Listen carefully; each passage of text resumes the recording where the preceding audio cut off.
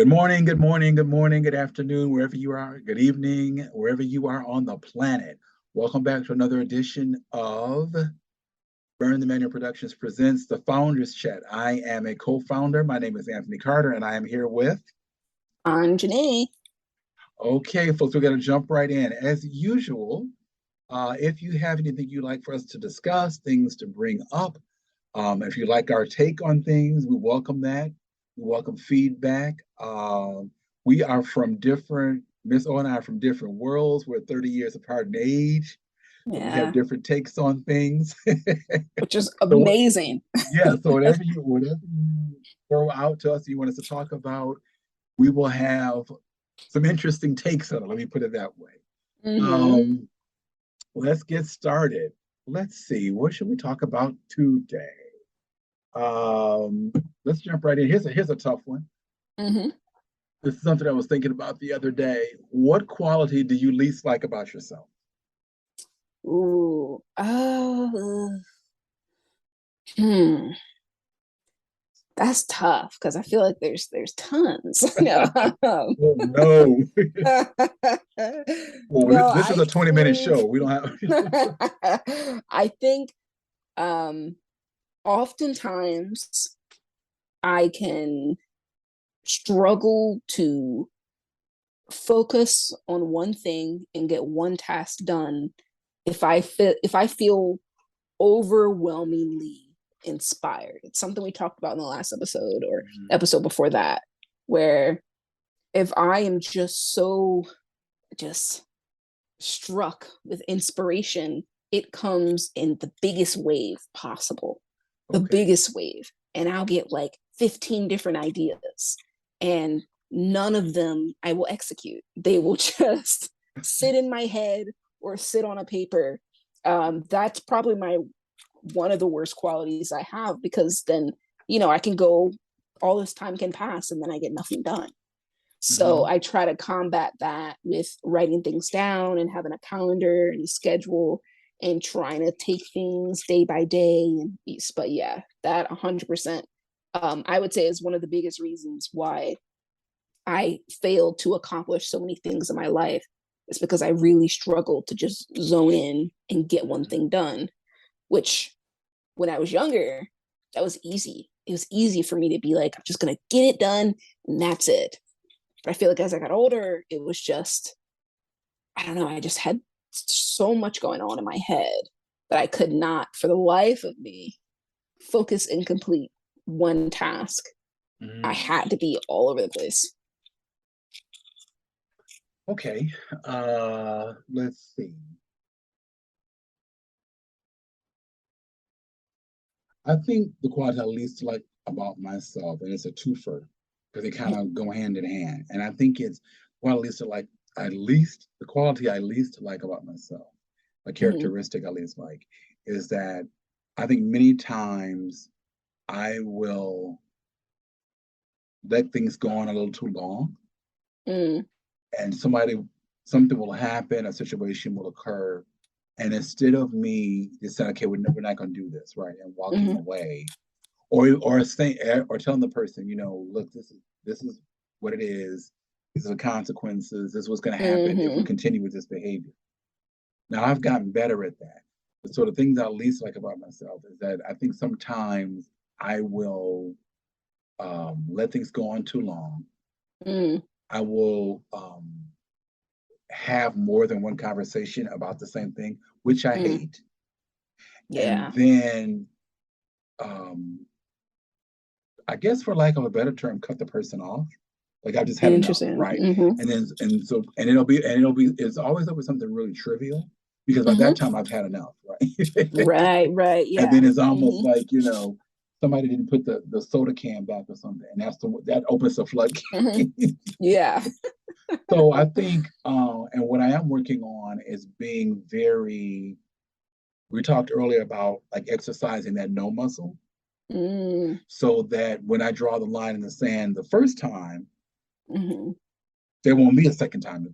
There'll be no need to back up and draw it a second time. Mm-hmm. It's like, this is what I said, and then really, and I think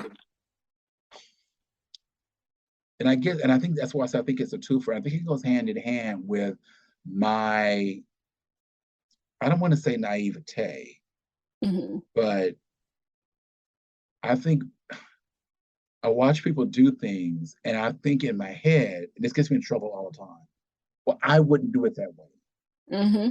So, A, why the hell are you doing it that way?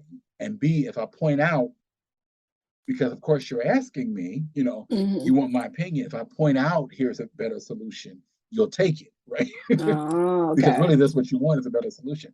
They don't want a better solution, right? Hmm. So what I've had to learn, um, what I stopped saying to people was this.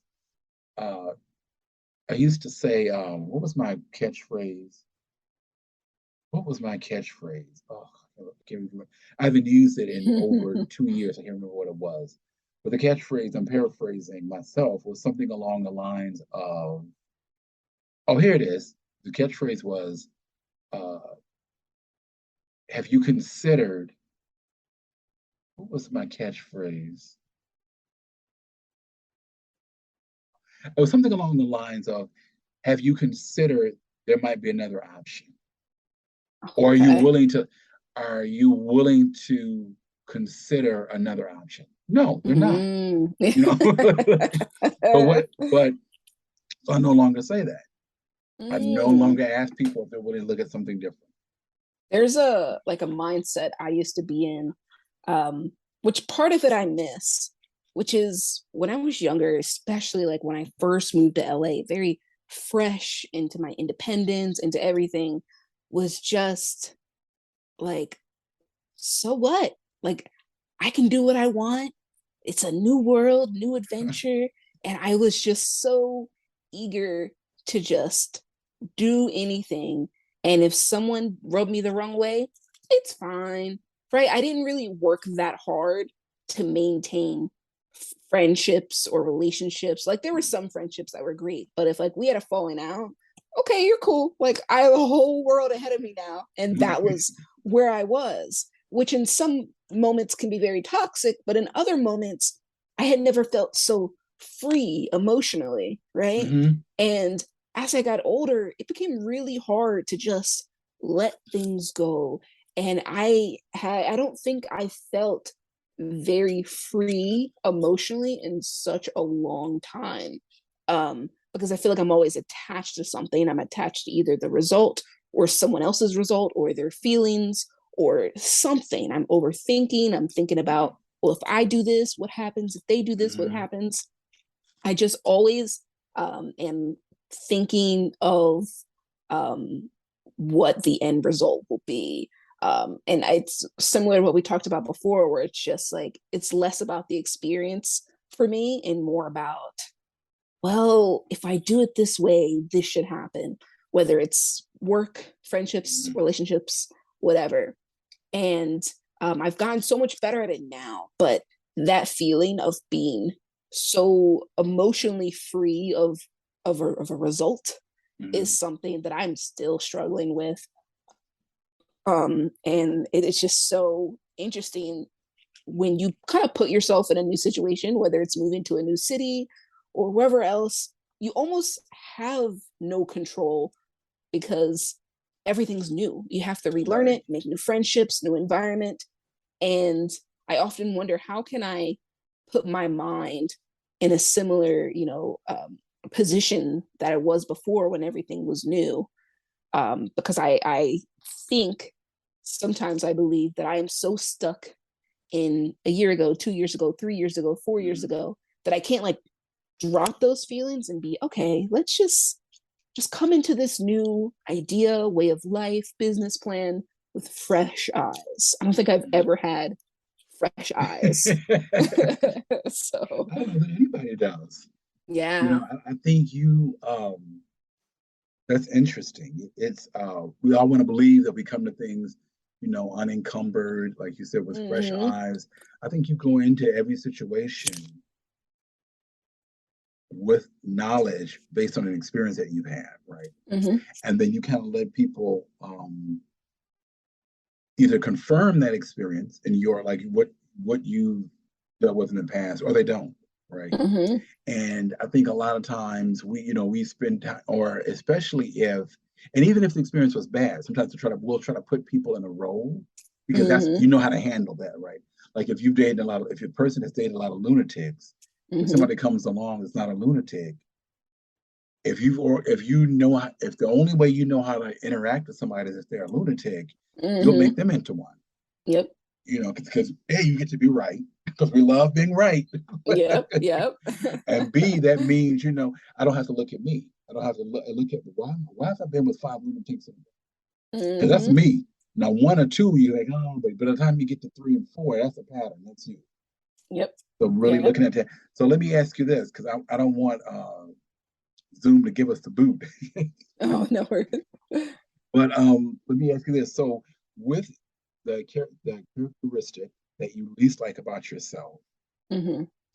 how do you have it? How do you flip it or use it to serve you or honor your commitment to your craft and creativity? How do you use it in your work?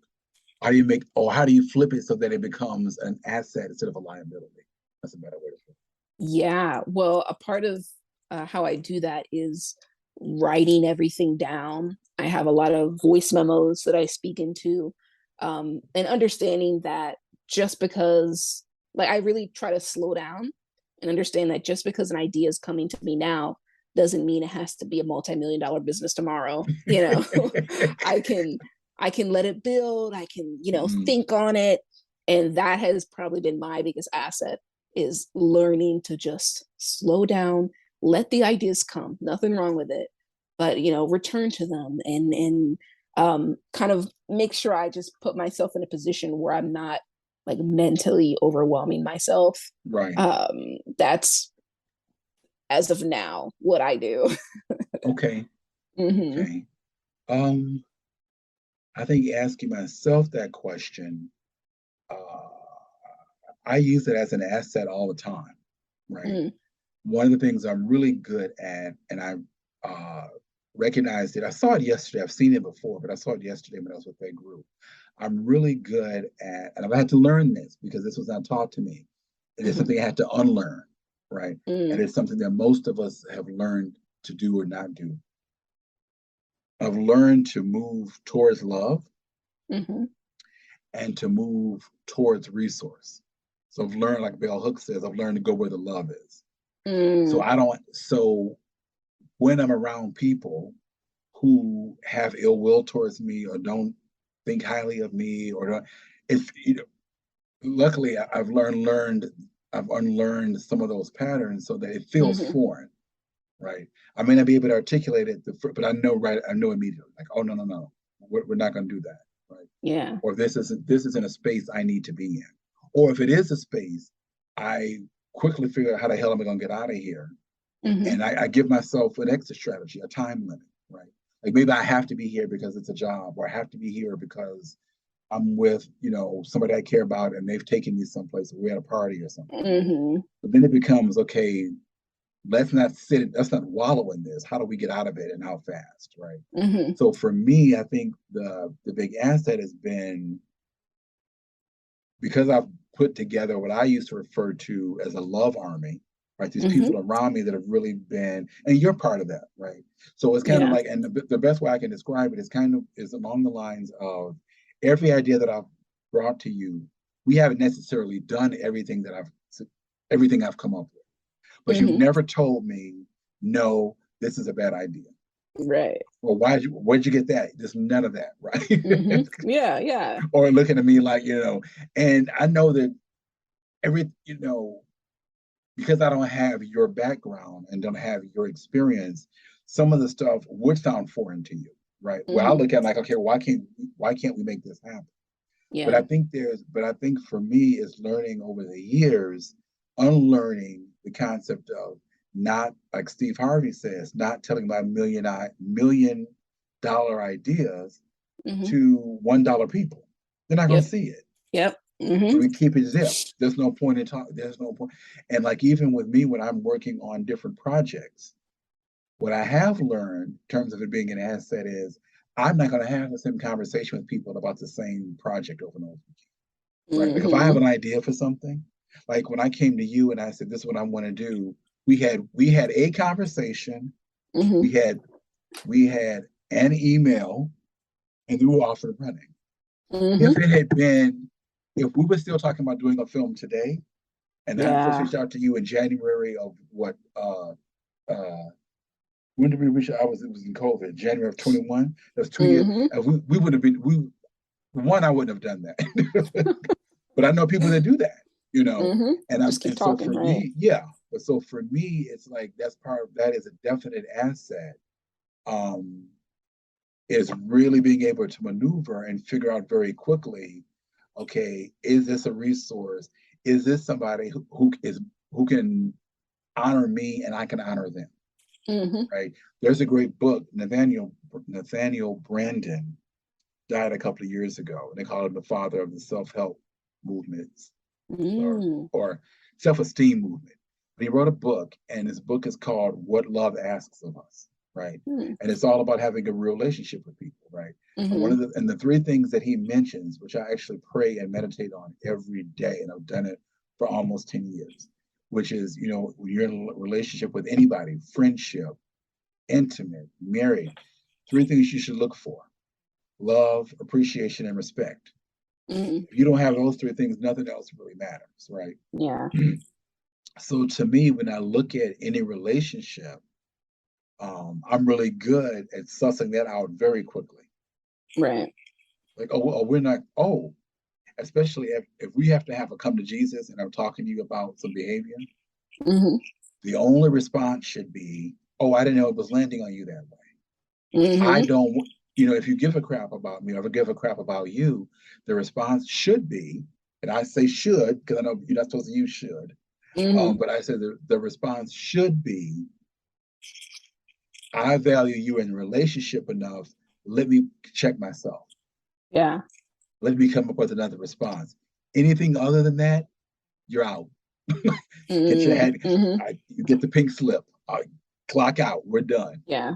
So that's just kind of like I say. So for me, it works both ways. It can be an asset or a Hmm. liability, but I definitely um, have learned to navigate it and make it a huge asset from a creative standpoint. Yeah. Yeah. I like that. All right. Well, We are nearing the end. this has been a great chat. I am going to sign off, give the folks my information. You give them your information. Yes. Yes. Okay. Excuse me, Anthony Carter. Oh, I'm choking here. You Getting ready good. to tell a lie. Look at that. Um, Anthony Carter. I am the co-founder of Burn the Manual Productions, and I can be reached at anthony-carter.com. That's my website, anthony-carter.com, and I'm all over Twitter. Yes. My name is Anjane Malaya. You can find me everywhere at Malaya Music, Burn the Man Productions. And yeah. Okay, thank you very much.